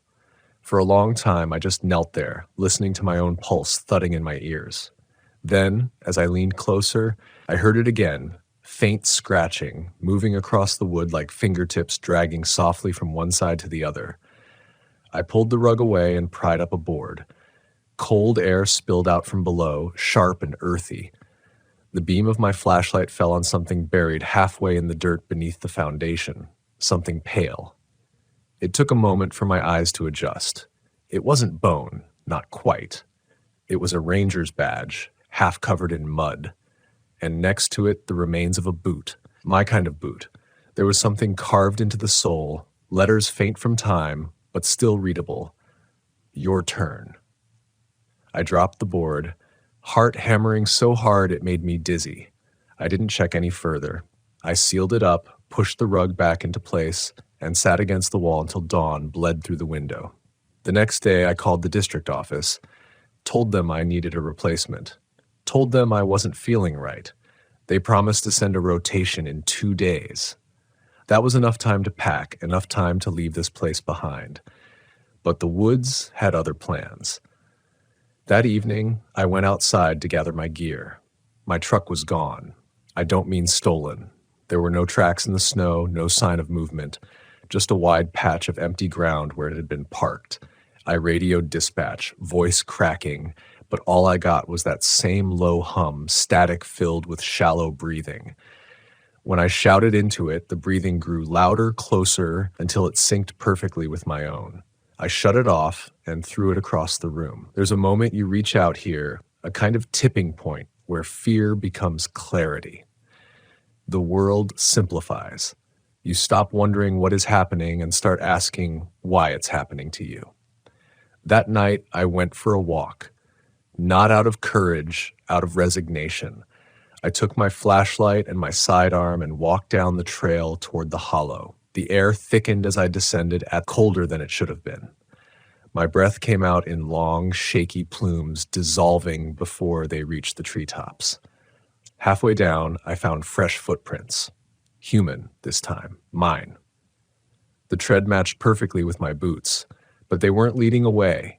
They were leading toward me. I followed them back, my heart pounding, until I reached a small clearing where the fog hung like a curtain. There, in the middle of it, stood another figure.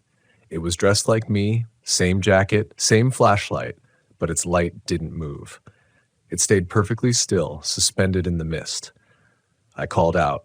It didn't answer. I took a step closer. Its head tilted, mirroring me.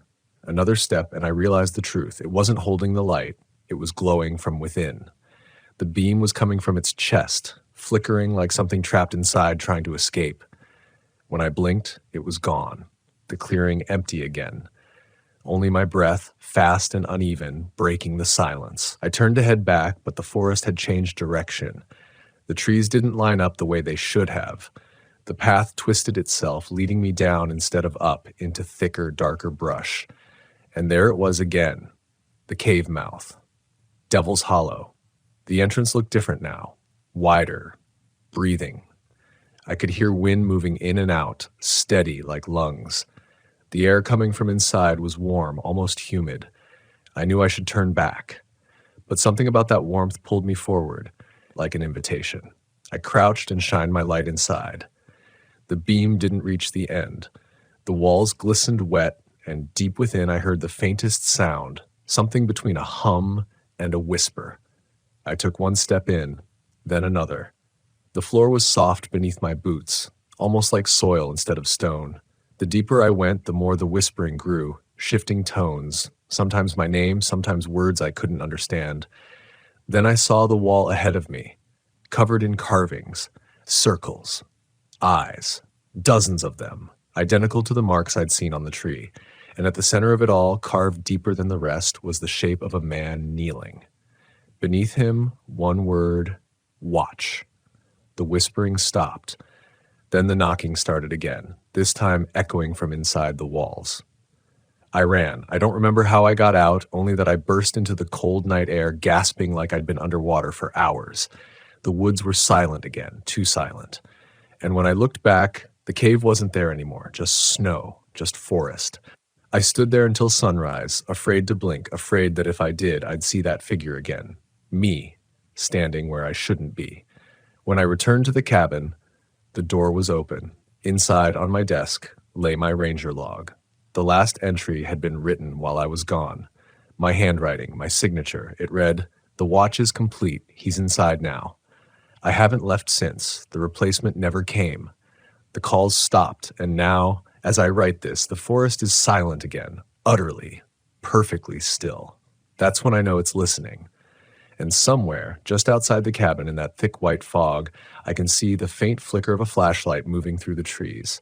Slow, deliberate, almost human. It's coming closer. It's my turn to knock. The light came closer, swaying through the fog like it had rhythm, like it was being carried by something that remembered what walking used to feel like.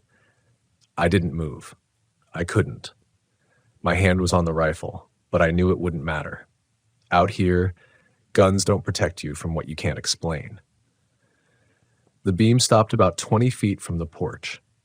I could make out the faint outline of a figure standing just beyond the tree line. Broad shoulders, hat brim low, same ranger jacket as mine.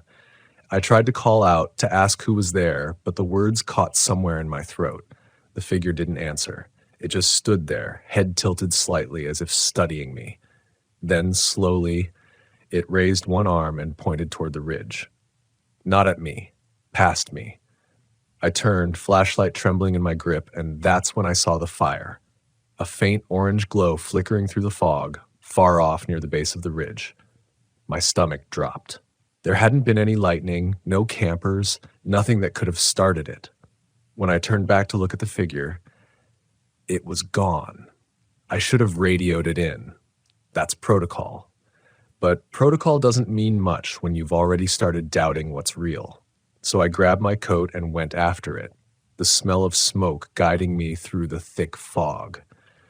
Every step forward felt heavier than the last, like the ground didn't want me moving that direction. The silence pressed down harder with each breath, broken only by the soft crunch of snow beneath my boots. The air had a metallic taste, burning pine mixed with something sour, like old decay. By the time I reached the ridge, the fire had died. Only smoke remained, rising in thin gray ribbons from the snow. I walked through the haze until I reached the center of the clearing. That's where I saw the outline of a campfire pit, perfectly circular, stones arranged neatly around blackened ash. But the ash wasn't wood. It was paper. Burned pages. I knelt lifting one half-burned scrap and felt my heart seize. It was from a ranger's logbook, mine. My handwriting. The entry read, "He's watching from the ridge now. He's learning how to breathe." I froze. My hands started shaking so violently I dropped the page. The snow around the fire pit wasn't just trampled. It was covered in prints. Dozens of them. Bare human feet pressed deep into the frost, leading outward in every direction. I followed one set, smaller than the others, down toward the tree line. They stopped abruptly in front of an old cedar stump. The snow around it was disturbed, sunken in a perfect circle, as if something heavy had been sitting there. The forest seemed to lean in then, trees creaking quietly, as though they were listening for something too.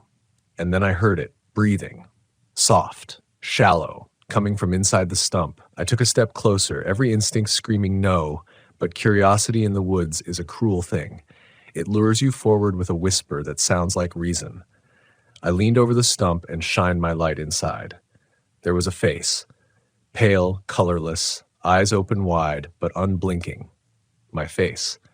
The skin looked stretched thin, lips parted like it had died mid-scream. But it wasn't decaying, it was frozen, preserved, like the woods had claimed it and decided it was worth keeping. I staggered backward, slipped on the ice, my light flying from my hand and landing beam up in the snow. The woods were spinning. I could feel my heartbeat in my teeth, my ribs. I crawled toward the flashlight, grabbed it, and when I turned it back toward the stump, the face was gone. Only the hollow trunk remained, filled with shadow. The wind rose suddenly, snapping through the trees, howling through the branches like something alive. The snow swirled around me, stinging my eyes. And then, through that blizzard of white, I saw movement, dozens of shapes, walking between the trees. All of them had my face. Each moved in sync, their heads jerking slightly with every step, their chests glowing faintly from within. The light pulsed like a heartbeat. Some of them had ranger hats, some didn't, but they all had the same hollow stare, the same slack mouth, like mannequins caught mid-breath. I ran. Branches whipped my arms and face. The flashlight beam jerked wildly across trunks, snow, empty air. I didn't stop until the cabin came back into view through the fog, its single porch light glowing like a dying star. I slammed the door shut behind me, locked it, shoved the heavy dresser in front for good measure. Inside it was dark, except for the faint red glow of the stove. The silence was deafening. My breath came in ragged bursts.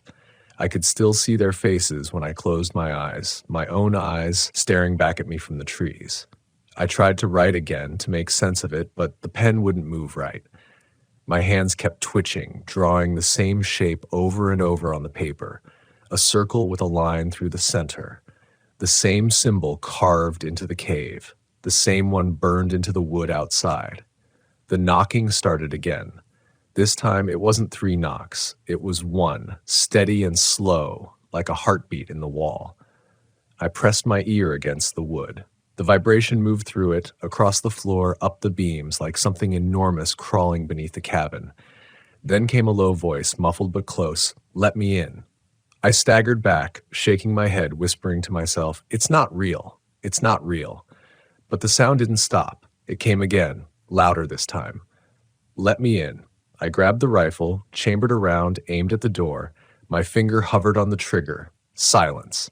Then a knock. Soft. Familiar. 3 times. I lowered the gun slowly.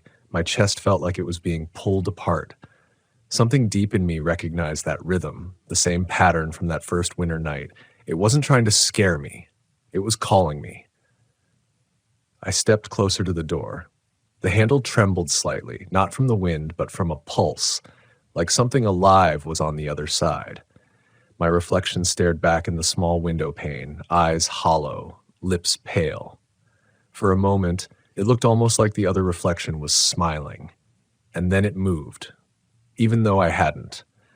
I reached for the latch, and as my hand touched the cold metal, I realized the truth I'd been running from all along. This forest didn't want witnesses. It wanted keepers. The knocking stopped. Now I stand here in the dark, the handle cold beneath my hand, the silence pressing against the walls like breath. Outside, the fog glows faintly, and I can see shadows moving, dozens of them, gathering near the porch. They're waiting, watching. I think I finally understand what the cave meant. Watch. That's all the forest ever wanted. Someone to watch for it, to remember, to carry its silence forward. I'm so tired now. The light outside flickers, and I can see my own face staring back at me through the window, smiling faintly like it knows what comes next. The woods are turning silent again. And when they do, when all sound drains from the world, I'll open the door. Because out here, in this place where echoes become voices and silence becomes truth, the only way to survive is to become part of the story. And I think the story has finally come for me. The first time I realized the forest could listen, I was standing beneath a crown of whispering pines, my breath trembling in the cold air, and it felt like the trees were holding something back, something ancient, heavy, and aware. I used to laugh at the old stories, the ones told by locals about the shadows that moved after sundown, the cries that echoed without mouths. But that night, the silence itself was a presence, the kind that makes you second guess whether you're standing in a place meant for people at all. My name's Cole. I'm 38, and for the last 12 years, I've worked as a forest ranger in the Bitterroot National Forest along the Montana-Idaho border. It's one of those places that seems to stretch forever, where you can walk a full day and still not hear a highway or human voice. I was drawn here for the solitude, for the kind of peace that only comes from miles of green and wind. But solitude and silence aren't the same thing, and I learned that too late. Most people think our job is about trees and wildlife. It's not. It's about people. Lost hikers, drifters, campers who disappear in the night without a trace. We file reports, comb trails, log evidence that doesn't always make sense. But there are things that never make it into the official record. Sounds, tracks, voices we pretend we didn't hear. Because in these woods, when you start admitting what's really out there, it changes you.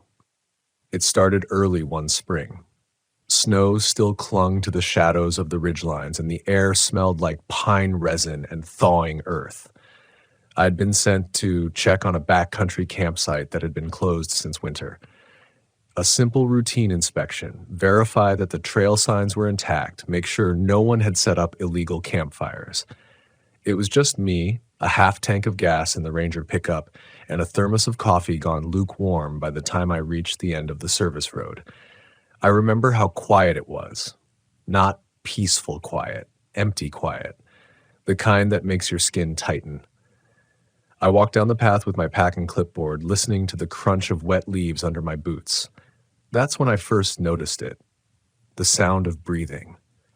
It wasn't close, but it wasn't far either. A slow, measured rhythm that matched mine for a while, then paused whenever I did. At first, I thought it was an elk, maybe a bear waking early from hibernation. I tapped my radio, scanning the tree line, but the sound stopped completely, as if the forest itself had been caught listening. When I reached the campsite, I found what I expected: a few collapsed tents, a fire pit filled with melted snow, and an old cooler left behind by whoever had last used the site. I was crouching down to check for wildlife damage when I saw something etched into one of the pines. Not a carving exactly, more like claw marks, but too precise, too deliberate. 6 parallel lines, perfectly spaced, like something had raked its hand across the bark with purpose. I radioed it in, but the static swallowed my voice. The channel was clear when I left base, but now it hissed with a low, rhythmic pulse, almost like breathing again. I left the site sooner than I should have. On the way back, the wind picked up, threading through the trees with a low hum that didn't sound like wind at all. It sounded mournful, like a voice trying to form a word. That night, I couldn't sleep. I kept thinking about those marks, about the breathing that followed me down the trail. I told myself it was just nerves, fatigue from working too many long shifts. But the next morning, when I checked the logbook for previous incidents in that area, I found something that made my stomach twist. 3 years earlier, a pair of college students had gone missing at that same campsite. Their tent was found torn open, sleeping bags dragged outside. No blood, no tracks, no sign of struggle. The case was closed under animal activity. But under the ranger's personal notes, written in faint pencil, was one line that hadn't been entered into the system. The forest devours the lost. Don't listen when it calls your name. I tried to brush it off as superstition. Every forest has its myths. But after that day, I started hearing things I couldn't explain. At first, it was subtle, a tapping on the cabin window at night, like someone gently knocking but never waiting for an answer. Then, deeper in the woods, the sound of someone walking just behind me when I was completely alone. It wasn't footsteps exactly. It was softer, like the drag of something heavy through the pine needles. I started marking the times and locations. It was always near the same stretch of forest, a dense area west of Lupine Creek. The locals called it the Hollow Mile. Old-timers said the land there wasn't right. They'd tell stories of voices that lured people off trail, of lights flickering through the fog that vanished when approached. I'd laughed at that kind of talk once, but after a few months working those trails, I stopped laughing. One afternoon, I was on patrol near the Hollow Mile when I saw something move between the trees. At first, I thought it was a person, a tall figure stepping between shafts of sunlight just beyond where the brush thickened. But when I called out, it froze. Not in the startled human way, but in that unnatural, statue-still way animals freeze when they think you can't see them. I took a cautious step forward. The figure tilted its head slightly, like it was studying me, and then it was gone. I found no tracks, no broken branches, nothing to prove I hadn't imagined it. But I knew I hadn't. There was a heaviness in the air after it disappeared, like the forest was holding its breath. That night I dreamed of it. The figure standing between the pines, its face hidden in shadow, whispering in a voice that wasn't quite human. Not lost. Taken. I woke up drenched in sweat, the sound of my own heartbeat pounding in my ears. My window was open, even though I hadn't left it that way, and the scent of pine and something foul, something like rot, drifted in. From that day on, things escalated. The next strange thing that happened was the call. Dispatch said a man had reported his wife missing near Lupine Creek. They'd been hiking together, but she'd wandered off to photograph a waterfall and never came back. I met him at the trailhead, a middle-aged man named Reeve, shaking and pale, insisting he'd heard her calling from the woods long after she'd gone missing. We organized a small search party. Hours passed, nothing. But near dusk, when the light turned gold and thin, one of the volunteers stopped dead. "Do you hear that?" he whispered. At first I didn't, then I did. A woman's voice, faint, distant, calling for help. It was coming from deeper in the Hollow Mile. We followed the sound through the trees, our boots crunching over needles and roots. The voice kept repeating the same thing. "Here. I'm here." But every time we got close, it moved farther away, drawing us deeper into the woods. When darkness fell, I called it. We couldn't risk getting lost ourselves. But as we turned back, I caught sight of something through the trees, something pale, like a hand pressed against a trunk. I approached slowly. My flashlight beam shook as it cut through the dark. What I found wasn't a hand. It was a piece of fabric, her jacket, nailed to the tree with what looked like a shard of bone. When I pulled it free, I noticed something etched beneath the bark. 6 parallel lines, the same marks I'd seen months earlier. That was the night I stopped believing this forest was only trees and wildlife. Something else lived here. Something that used the familiar, the voices of loved ones, the rhythm of your own breathing, to draw you deeper until you vanished into its roots. And sometimes when the wind dies down, I can still hear that woman's voice out there, still calling, still waiting. The search for the missing woman dragged on for weeks. We brought in dogs, drones, even a specialized tracking team from Missoula. Nothing. No scent trail, no remains, not even a footprint beyond where the husband last saw her. The official report chalked it up to misadventure, disorientation, a possible fall, but the locals whispered other things. They said, the forest takes what it wants, and it doesn't give it back. I tried to let it go, but the image of that nailed jacket stuck with me. The bone shard, the 6 claw marks carved beneath the bark. I knew those marks weren't natural. They were deliberate, like a warning or a claim. I didn't tell my superiors. They'd call it paranoia. But I started marking every tree where I found similar carvings. Over the next month, I counted 13, all within a 5-mile radius of the Hollow Mile. What bothered me most wasn't the number, it was the pattern. They formed a rough circle, enclosing a hollowed ravine that wasn't marked on any of our official maps. The kind of place that feels like the land itself forgot to exist. I kept thinking about what the old ranger had written years ago. The forest devours the lost. One morning, I decided to go back alone. I told myself it was for documentation, just to make sense of the strange occurrences before the next ranger season. But truthfully, I was drawn there by something I couldn't explain. The same pull that brings people to the edge of cliffs just to see how far they can lean before falling. It was late afternoon when I reached the edge of the Hollow Mile. The sun hung low, staining the pines in amber light. The air was still heavy with the scent of wet moss and iron. I followed the sound of running water, thinking I'd find the creek that cut through the ravine. Instead, I found something else. A cave. It was half hidden beneath a curtain of hanging roots and fallen branches, barely wide enough to crawl through. The ground around it was torn up, the soil black and damp, as if something had been dragged in or out. I crouched near the entrance and felt a current of cold air roll over me. Unnatural cold, too sharp for the mild day. I don't know why I went inside. Maybe it was curiosity, maybe guilt. But the moment I did, I knew I shouldn't have. The smell hit first, a wet, metallic odor like rusted iron and decaying leaves. The walls were slick, pulsing with condensation that caught my flashlight in tiny reflections like eyes. I moved slowly, one hand brushing the rock for balance, the beam cutting a narrow tunnel of light ahead of me. The deeper I went, the quieter it became. No wind, no dripping water, just the sound of my own breath. Then, somewhere ahead, came a faint scratching. I froze. The sound stopped too. Hello? My voice bounced back at me. Smaller, hollow. Silence.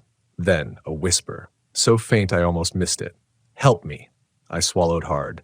The voice was weak, childlike, trembling. I followed it around a bend, heart pounding, flashlight shaking in my hand. The tunnel widened slightly into a small chamber. The floor was littered with bones, small ones, animal maybe, though some looked disturbingly human.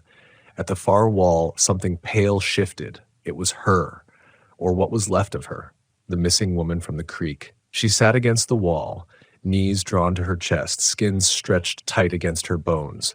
Her eyes, what was left of them, glimmered in the light, but her mouth hung open, lips dry and cracked. I stumbled forward, choking on the stench. "Ma'am, it's okay. I'm a ranger. She moved her head slowly, the way an animal does when it recognizes sound but not meaning. Then she whispered again, the same 2 words, "Help me." That's when I realized her voice wasn't coming from her mouth. It was coming from deeper inside the cave, echoed through her, like something was using her lungs to speak. My light flickered. For a moment, everything went dark. When it came back on, she was gone. Just gone.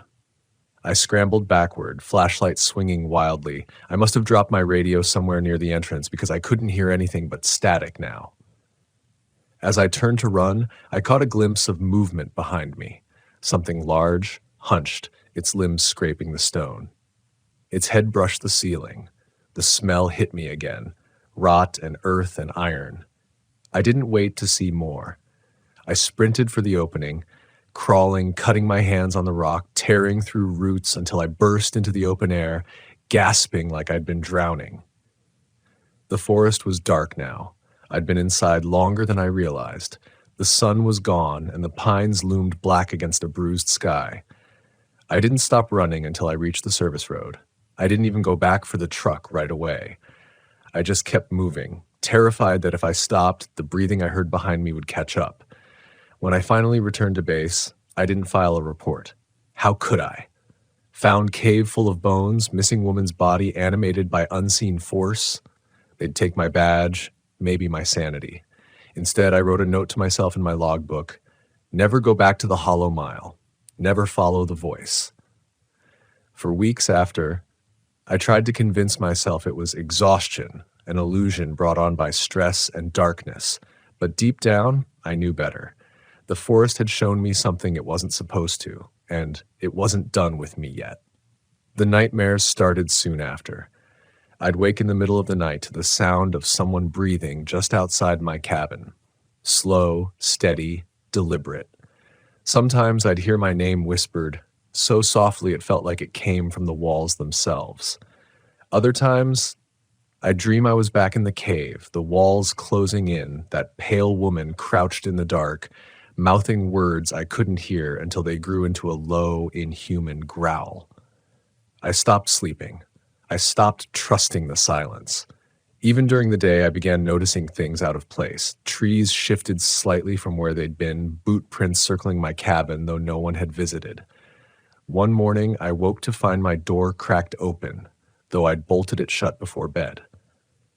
On the floor, just inside the threshold, lay a small pine cone, perfectly symmetrical, its scales marked with 6 parallel lines. That was when I started to realize something awful. Whatever lived beneath that forest hadn't just stayed there. It followed me out. I tried to resign. I drove to the regional office in Hamilton, handed in my badge, and told them I needed time away. But even as I drove, I could feel it. The same pressure I'd felt in the Hollow Mile, a heaviness behind the eyes, as though the forest itself had seeped into me.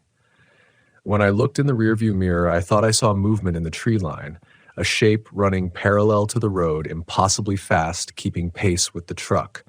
But when I blinked, it was gone. That night I stayed in a motel off Highway 93. No woods, no mountains, just asphalt and fluorescent lights. I thought I'd escaped it, until I heard it again, a faint scratching on the window. Then, beneath it, the sound of breathing. Slow, measured, familiar. I didn't look. I just lay there staring at the ceiling, every muscle locked.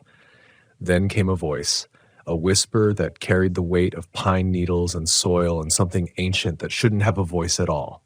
Not lost, taken.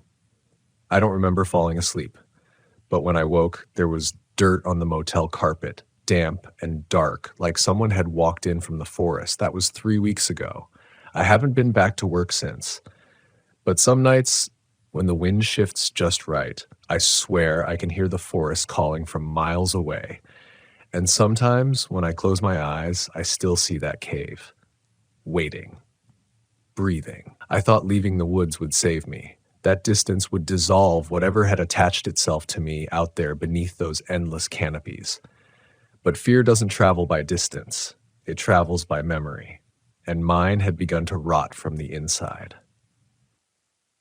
After the motel incident, I rented a small apartment in Missoula, near the edge of town. No trees in sight, just cracked sidewalks, brick walls, and the low hum of traffic. I told myself I'd start over, maybe take an office job, maybe find a way to forget. But the forest followed me, even without the pines. It was in the smell of damp concrete after rain, in the whisper of wind through alleyways, in the shadows that lingered too long in the corners of my vision. Every night I'd dream of the cave, the sound of something breathing, closer each time, the woman's whisper, the 6 parallel lines carved into the bark of my mind, and then always that voice, low and guttural, spoken through the hollow of my chest. Not lost, taken. I stopped sleeping again, started drinking too much. My hands would tremble when I tried to hold a cup of coffee. I told myself I was sick, that maybe it was stress or anxiety, but part of me knew the truth. Something had marked me. A few weeks later, I got a call from my old supervisor, Ranger Mitchell. His tone was different, measured, cautious. He said a new team had gone into the Hollow Mile after a hiker reported strange sounds near Lupine Creek. They found evidence of a cave system, and he hesitated, some remains. He wanted me to come in, to answer a few questions about what I'd seen before leaving. Every nerve in my body told me not to go, but some part of me, curiosity, guilt, maybe obsession, pulled me back. I told myself it would be a short visit. Nothing more. The drive out was slow, gray clouds sagging low over the hills. As I neared the forest boundary, a fog rolled in, thick and heavy, swallowing the road ahead. I could smell the pine again before I even saw the first tree. That scent, the same sharp blend of sap and soil, hit me like a memory returning too soon. Mitchell met me at the ranger station. His face looked older, thinner, eyes ringed with sleeplessness. "Appreciate you coming, Cole," he said, offering a half-hearted smile. "We just need some context for the records, nothing formal." But I could tell he was hiding something. Inside the briefing room was dim. Photos were spread across the table, grainy shots of the ravine, the creek, and the cave entrance. But one picture stopped me cold. In it, a tree stood near the cave mouth. Its bark was peeled back in long, clean lines, 6 of them. Beneath the marks, carved deep into the wood, was something new. A crude spiral, coiled inward, almost like a fingerprint. I pointed to it. "That wasn't there before." Mitchell frowned. "You sure?" "I'm sure." He leaned closer, lowering his voice. "The guys said they heard something while they were cataloging the site. Said it sounded like whispering. But when they checked the recording equipment, nothing. Just static. Then their lead tech vanished. No tracks, no signs of a struggle. Gone." The room went quiet. I could feel the hum of the fluorescent light above us vibrating in my skull. "You think it's connected?" I asked. He exhaled slowly. "I don't know what I think anymore. But the others won't go back. And honestly, I can't blame them." That night, they let me stay at the station. I couldn't sleep, so I walked out to the porch, watching the fog drift between the trees. It was darker than I remembered, the kind of dark that feels alive. The forest seemed to be breathing again, that same steady rhythm, in and out, as if the land itself were asleep and dreaming. Then I saw movement near the tree line. At first, I thought it was just mist swirling in the wind, but then it shifted, slow, deliberate, and a shape emerged. A tall, thin silhouette standing among the pines, perfectly still. My breath caught in my throat. It was too far to make out details, but I could see the faint gleam of eyes reflecting light. I blinked, and it was gone. I turned back toward the station, but something caught my attention on the railing beside me. A pine cone. Perfectly symmetrical. 6 small scratches carved into its surface.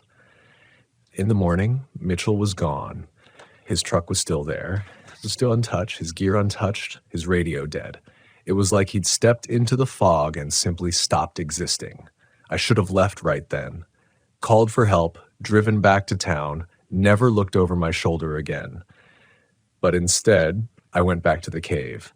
I don't remember the drive or the hike. It's like something guided me, pulling me through the fog until I was standing at that same entrance, the earth black and cold beneath my boots.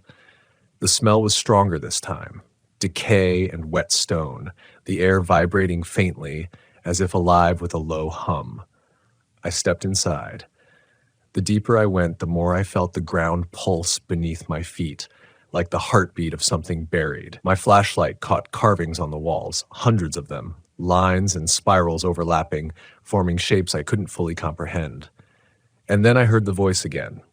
Not the woman's this time. This one was deeper, older, resonating through the stone itself. "You took what was mine." I froze. My chest constricted. I tried to speak, but couldn't. My light flickered again, and for an instant I saw something moving across the wall, a shadow with too many limbs, too long, too fluid to be human. You walked where no one should. You listened. The ground trembled beneath me. I turned to run, but the tunnel seemed to twist, the exit receding like a mirage. The air thickened, my lungs burned.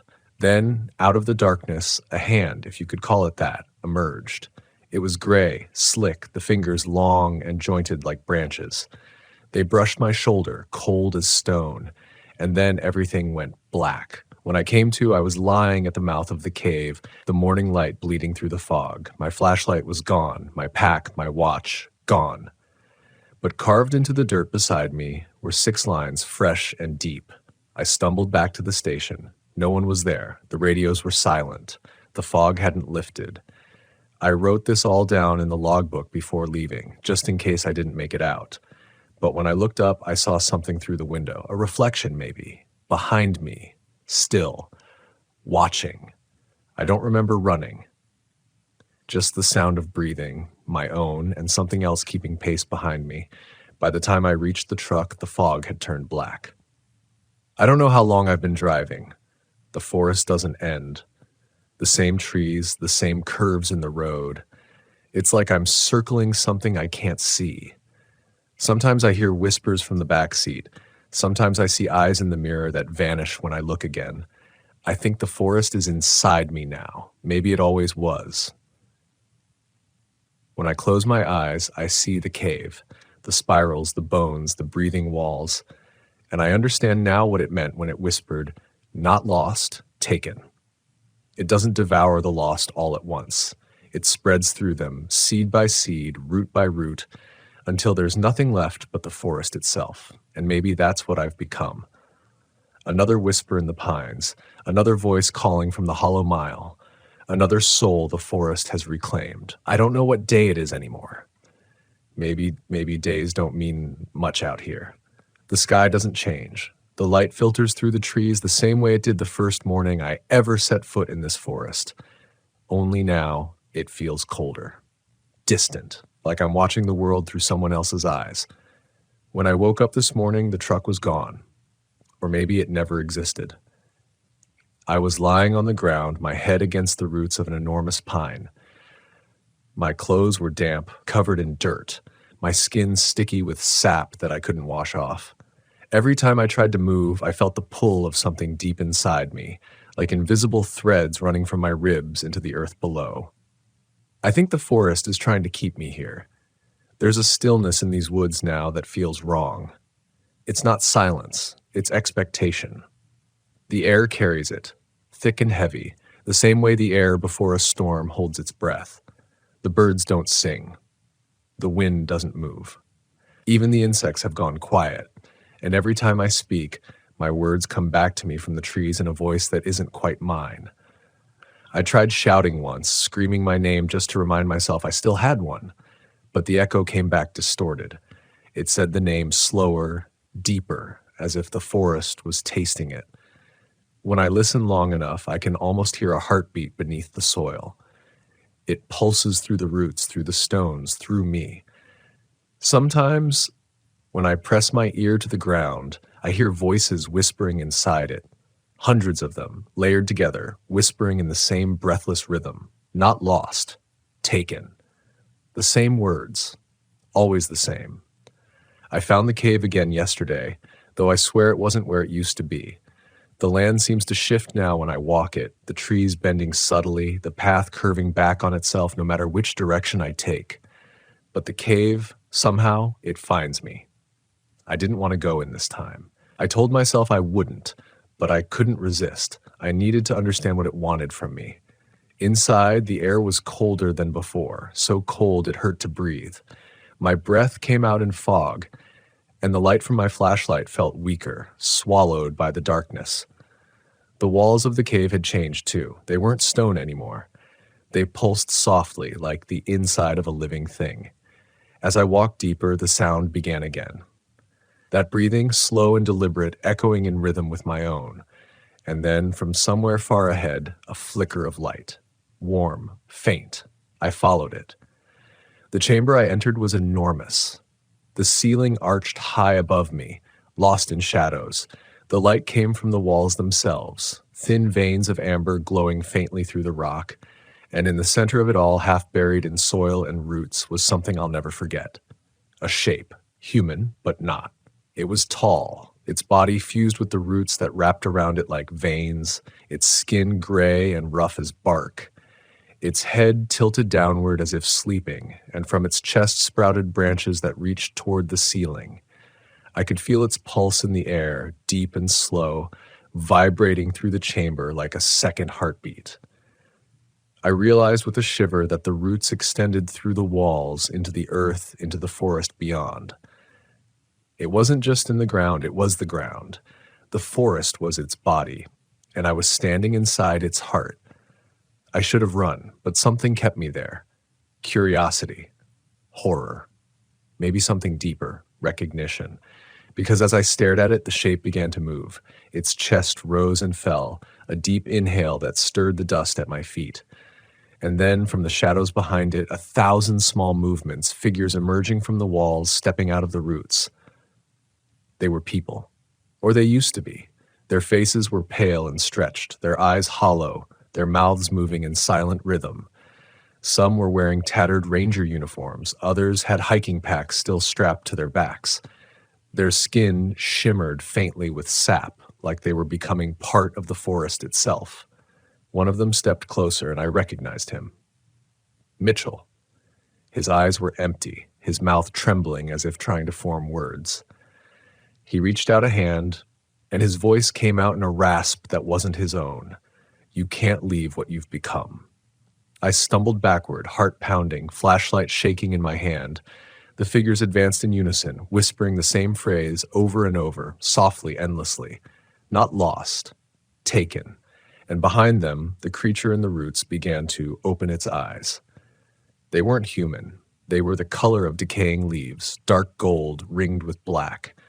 They blinked once, and I felt something inside me shift, like a memory I didn't know I had just awakened. Images flooded my mind, faces I'd never seen, hundreds of people wandering through the forest, disappearing into fog, their bodies dissolving into bark, their souls feeding the roots. That's what it meant. The forest doesn't kill. It absorbs. Every lost soul becomes part of it. I ran. I don't know how I found the exit. I remember only flashes, branches clawing at my skin, the sound of my heartbeat roaring in my ears, the feeling of something chasing me, whispering my name. I remember bursting into the light, collapsing on the ground, gasping like I'd been underwater for years. When I looked back, the cave was gone. The forest was still, completely still, but I can feel it inside me now. Its heartbeat pulsing with mine, its whispers seeping into my thoughts. I see faces in the patterns of the bark. I hear breathing beneath the wind.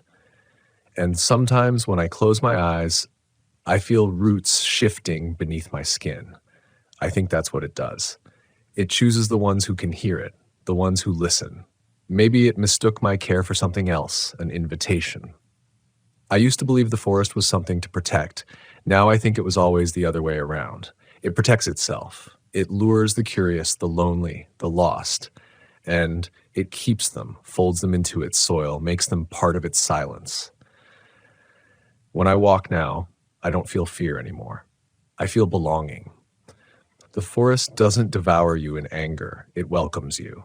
It whispers your name until you answer, until you stop resisting and let it take you back to where everything begins and ends.